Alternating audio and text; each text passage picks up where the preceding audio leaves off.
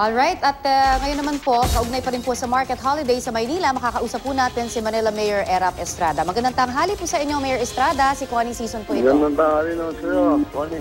Yes, oo. Makiki-update lamang po kami. Ano ho ang magiging tugon ninyo dito po sa isinasagawang Market Holiday ng ilang vendors po sa Maynila? Pinapayagan naman natin sila mag-rally.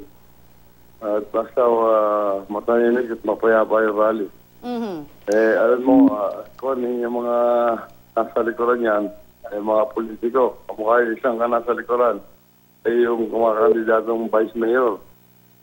Ganun ba? Wala namang saysay o walang kabuluhan yung mga pag-sisinungaling nila sa mga vendors na ayang mga, ito lahat, Connie, para malaman ng Tagalagsod ng Maynila, ayon lahat sa batas itong ginagawa natin. Wala tayong ginagawang malabag sa batas.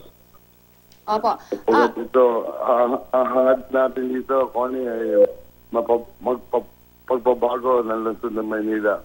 Puro itong ating mga palengke rito ay mga bulok na, mapaho, at yan hindi na kukunti na mamimili. Bumili pa sa mga mall yung mga mamimili. Kaya ginagawa natin po ng paraan para pagbabago, maganda at malinis na paligid. Para po mas maging malinaw, Mayor, alam ko na explain nyo na po sa kanila, pero ulitin po natin dahil ang sinasabi ho nila ay pagka naisa pribado, yun ho yung kanilang term, dahil ang term nyo naman PPP, Private Partnership nga po ito.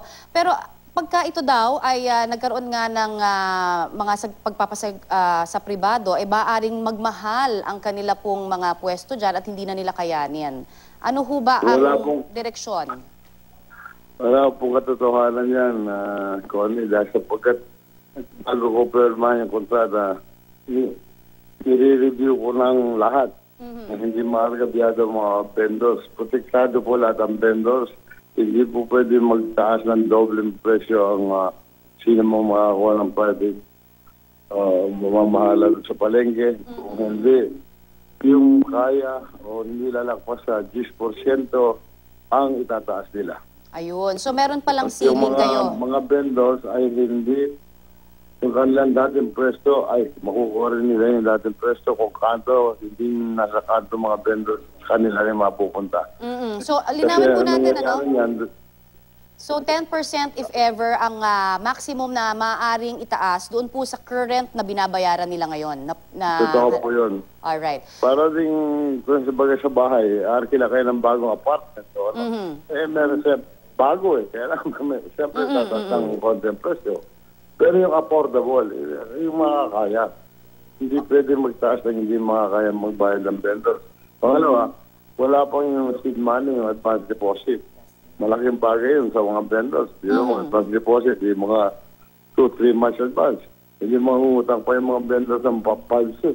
Yun, inalis ko rin po yun na walang goodwill money o walang advance deposit.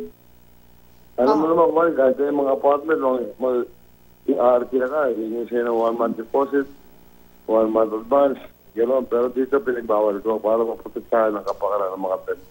Alright. Naku, maraming salamat po sa inyo pong ibigay sa aming oras. Go ahead. Ayon sa batas, ako unang-una nag-introduce niyan sa yung mayor ko sa San Juan. Yun nga, unang tawag dyan ay turnkey basis. Yan sinabatas, ginawa. Dahil matagumpay nga yung ginagawa ko, ginawa sa Kongreso, sinabatas yung build, operate, and transfer. Tapos ito naman sa panahon ni Presidente Noynoy, ginawang public-private participation. Yan po naman ayon lahat sa batas. Ano ba pag-arali nila? Protektado lahat ang vendors. Binigyan ko ng protection lahat ang mga vendors.